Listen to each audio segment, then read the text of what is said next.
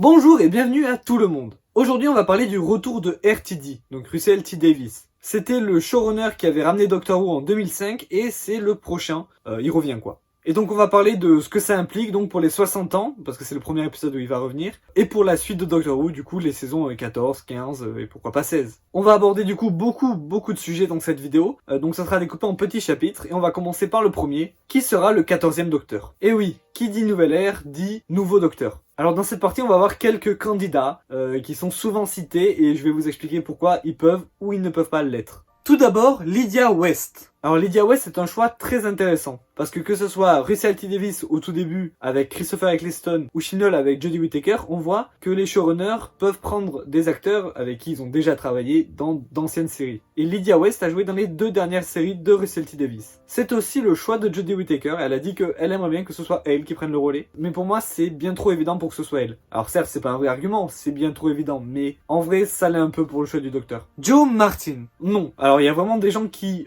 pensent ça, ce n'est pas possible, il suffit de regarder la série en fait, vous regardez les 2 dernières saisons et vous comprendrez. Rupert Grint.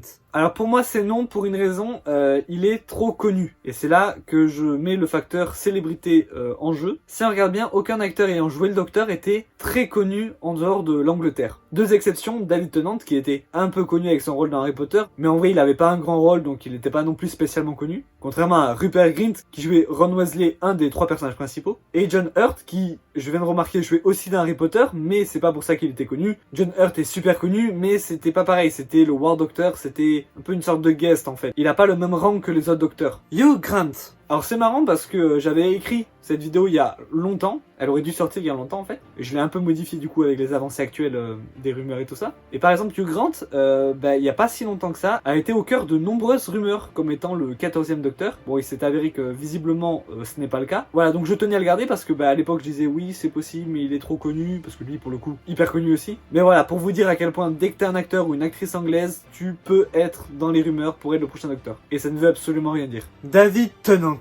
Ah, bien marrant celle-là. Non, en vrai, je comprends. Doctor Who, c'est censé être l'impossible est possible, tout est possible. Mais en vrai, tout est possible sauf le retour en arrière. Alors je sais, on parle du retour de RTD dans cette vidéo. Est-ce que ce serait pas un retour en arrière de prendre un ancien showrunner? Mais en fait, pas vraiment, parce qu'il a dit lui-même, si c'était pour réécrire de la même manière, pour refaire la même chose, il ne serait pas revenu. Et pour finir, est-ce que finalement ce ne serait pas un ou une parfaite inconnue? Ben oui, comme je l'ai dit, c'est bien souvent quelqu'un qu'on ne connaît pas, en tout cas en France, parce qu'en Angleterre en général, ils le connaissent à chaque fois. Donc quelqu'un qu'on ne connaît pas ou très peu. Par exemple, Jodie Whittaker, pas mal de Français avaient vu Broadchurch où elle joue dedans. Mais du grand public, elle restait très peu connue en France. Ok, maintenant qu'on a, entre guillemets, le 14e Docteur, on va s'intéresser au premier épisode où il devrait apparaître. Enfin, en tout cas, premier épisode par Russell T Davies. L'épisode des 60 ans. Alors oui, pendant longtemps, on ne savait pas s'il y aurait un épisode 60 ans, c'était un peu un secret de Polichinelle en vérité, parce que ils en font un tous les 10 ans. Je crois les 40 ans ou un truc comme ça, il y en a un qui n'a pas eu lieu, mais globalement ils en font un tous les 10 ans. Mais ce n'était pas officiel jusqu'à l'annonce du prochain showrunner, donc Russell T Davies, où ils ont annoncé en même temps qu'il serait le showrunner du 60e épisode et des saisons au-delà. Donc maintenant que c'est officiel, on peut commencer à théoriser dessus. Même si je le rappelle, les 60 ans c'est le 23 novembre 2023, donc on a un peu de temps. Donc qu'est-ce qu'on pourrait avoir? Bah déjà, évidemment, un multi-docteur. C'est la tradition depuis les 10 ans, il me semble. Comme par exemple cet épisode qui était pour les 10 ans. Alors, je crois que c'était pour les 10 ans parce qu'en fait, il est bien sorti en 1973, donc l'année des 10 ans, mais en janvier. Du coup, je sais pas si ça compte pour les 10 ans. En tout cas, c'est un multi-docteur. C'est le premier multi-docteur de Doctor Who. Bref, depuis, c'est la tradition, donc je vois pas pourquoi les 60 ans y échapperaient. D'ailleurs, je vais faire un petit résumé des épisodes qui nous restent avant la saison 14 pour que tout le monde soit à jour, et je vais vous faire part d'une petite théorie personnelle que je trouve intéressante. Donc dans une semaine, il y a l'avant-dernier épisode de Jodie Whittaker qui sort. Ensuite, il y aura en octobre l'épisode des 100 ans de la BBC. Épisode spécial qui devrait être la régénération de Jodie Whittaker. Je pense un big épisode, hein, c'est quand même les 100 ans de la BBC. Et enfin, l'épisode des 60 ans et la saison 14. Voilà, ça devrait se passer comme ça. Et donc ma petite théorie personnelle, c'est que en combinant les 60 ans et le centenaire de la BBC, qui devrait peut-être, selon les rumeurs, être un épisode multi-docteur aussi, on devrait avoir à peu près tous les docteurs représentés, à part peut-être les 3 premiers, étant donné que les acteurs sont morts, et le 4e, étant donné qu'il se fait très vieux. On aura peut-être une petite apparition de leur part, mais pas en tant qu'acteur. Quoique le premier peut être joué par David Bradley, donc en fait, peut-être que le premier il sera là. Bref, là on parle des 60 ans. Qui sera là pour les 60 ans. Je pense qu'étant donné qu'ils ont 2 épisodes spéciaux, ils vont séparer comme ça. Les classiques pour le centenaire et les New Who pour l'épisode spécial 60 ans. Alors pourquoi? Tout simplement parce que un épisode avec tous les docteurs, c'est trop. C'est beaucoup trop, on n'a pas le temps de raconter une histoire. Je veux bien que l'épisode soit très long, mais on n'a quand même pas le temps. Et séparer comme ça pourrait être pas mal. Ok, donc déjà tous les classiques, on peut dire, pas dans les 60 ans. Selon ma théorie, hein. Bien sûr, peut-être que j'ai tort. J'ai dit tous les classiques, en fait, peut-être pas. Paul McGann est un peu une exception, en fait. Il est pas vraiment classique, étant donné qu'il est dans le téléfilm qui est sorti bien après la fin des classiques. Mais il n'est pas non plus New Who, parce qu'il est sorti bien avant le début des New Who. Il est en plein milieu, et en fait, des acteurs classiques, c'est celui qui ressemble encore le plus à son personnage, qui a le moins vieilli. Normal, c'était à peine dans les années 90. Donc c'est possible que lui, il fasse partie des 60 ans. C'est une possibilité. Il n'y a eu qu'un téléfilm, donnez-lui plus d'importance. D'ailleurs, en parlant de Docteur qui n'a pas vraiment eu le temps de briller, on va pouvoir parler de Christopher Eccleston, le 9e Docteur. C'est très compliqué étant donné qu'il ne veut pas revenir en fait, donc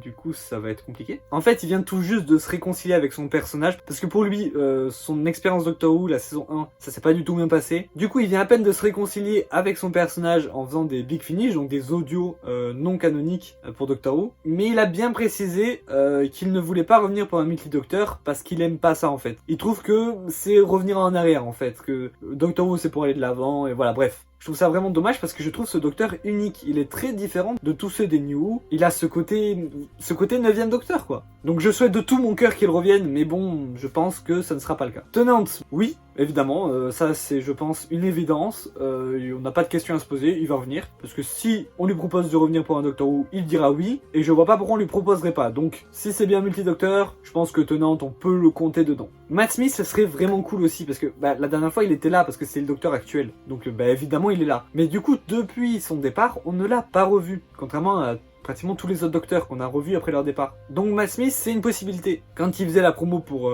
Morbus et pour Last Night in Soho, il disait que s'il devait revenir, il serait vraiment chaud. Donc pourquoi pas. Moi j'aimerais beaucoup en tout cas, mais en même temps j'aimerais beaucoup pour tous les docteurs, donc évidemment. Peter Capaldi, je ne sais pas s'il reviendrait. J'ai trouvé aucune interview où il disait qu'il était chaud et tout ça, peut-être que ça existe, je ne sais pas. Mais ce serait très intéressant parce que lui non plus, il n'est jamais revenu depuis qu'il est parti. Mais en même temps, ça fait pas si longtemps que ça qu'il est parti. Tout comme Jodie Whittaker, parce que si elle part bien aux 100 ans, ce qui semble être le cas, est-ce qu'elle reviendrait pour l'épisode juste après? Elle vient de faire 5 ans le docteur, est-ce qu'elle reviendrait directement après? Ça c'est la question qu'on se pose. Moi j'aimerais beaucoup parce que à part si l'épisode 100 ans est un multi-docteur, elle n'en a jamais eu. Et j'aimerais trop voir le docteur de Jodie Whittaker interagir avec les autres. Surtout je pense avec celui de Matt Smith, je pense que les deux formeraient un duo incroyable. Donc Jodie Whittaker, on y croit, mais pas trop en même temps parce qu'elle viendra de quitter le rôle. Enfin bref, on passe à la suite maintenant. Pour la saison 14 en elle-même du coup, à quoi on peut s'attendre en fait? Alors ça va plutôt être une wishlist que vraiment à quoi on peut s'attendre. Gallifrey. Alors si c'est pas fini avec Chibnall, parce qu'en fait je suis en train de me dire que peut-être que les 100 ans traiteront de ça justement. Mais maintenant que Gallifrey n'est plus, enfin Gallifrey est toujours, mais qu'il n'y a plus personne dessus, on se doute que le docteur va essayer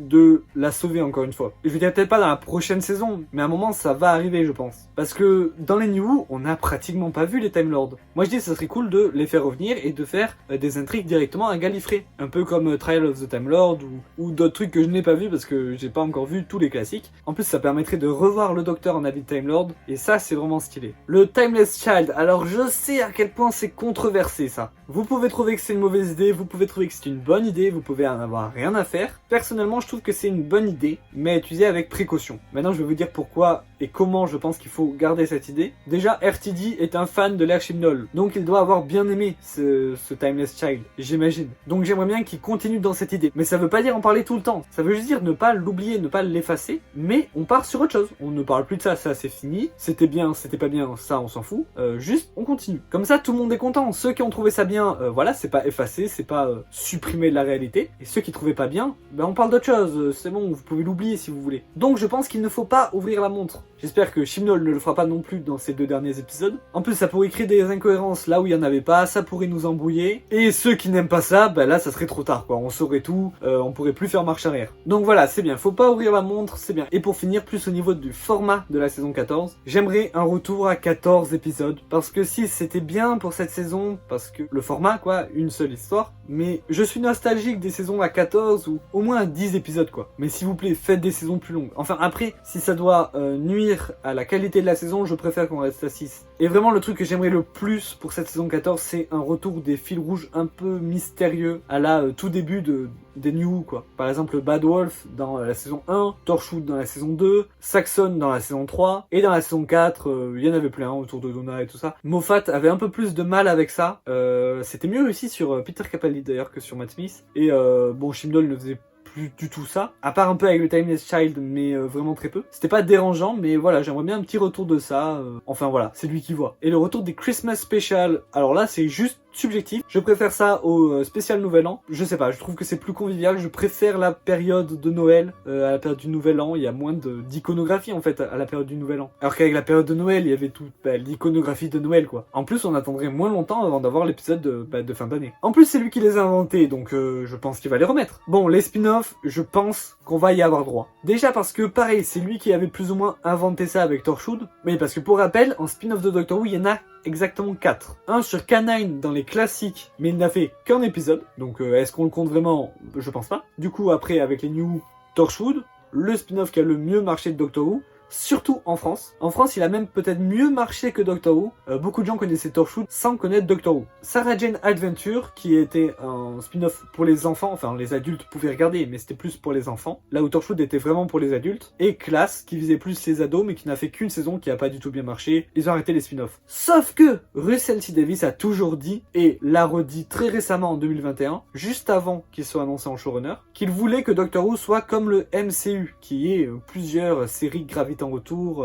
Alors, bien évidemment, plus petit que le MCU, pas au niveau du MCU, mais dans l'idée. Et moi, je suis pas contre des spin-offs sur les anciens persos, ça peut être des classiques et tout, ça peut être incroyable. Pour conclure, le retour de RTD est une super nouvelle. Je ne suis pas du tout du genre à dire que Chibnall a fait du mauvais travail et à dire que Jodie Whittaker est la pire docteur. Je suis même du genre à dire que Jodie Whittaker est l'une des meilleures docteurs. Et que même si j'ai un peu moins aimé la saison 11, mais ça c'est un peu le syndrome nouveau docteur, le temps que elle prenne ses marques et tout ça, la saison 12 est une de mes saisons préférées de tout Doctor Who, et depuis la saison 13 et ce qu'ils font avec les épisodes spéciaux, j'aime beaucoup ça. Donc pour moi, Doctor Who n'a jamais été mort. Mais je pense quand même que le retour d'RTD peut le faire revivre. Alors pourquoi du coup? Tout simplement parce que moi je parle d'un point de vue grand public. Et je pense que c'est quelque chose que pourra faire ce retour de RTD. Donc on verra bien, mais en tout cas, le futur de Doctor Who est entre de bonnes mains et j'ai très hâte de voir ça. C'est tout pour cette vidéo, j'espère qu'elle vous a plu. On se retrouve la semaine prochaine pour la critique de l'épisode des Sea Devil et la semaine encore après pour une vidéo qui parlera d'un sujet un peu spécial. Mais jusqu'à là, je vous dis,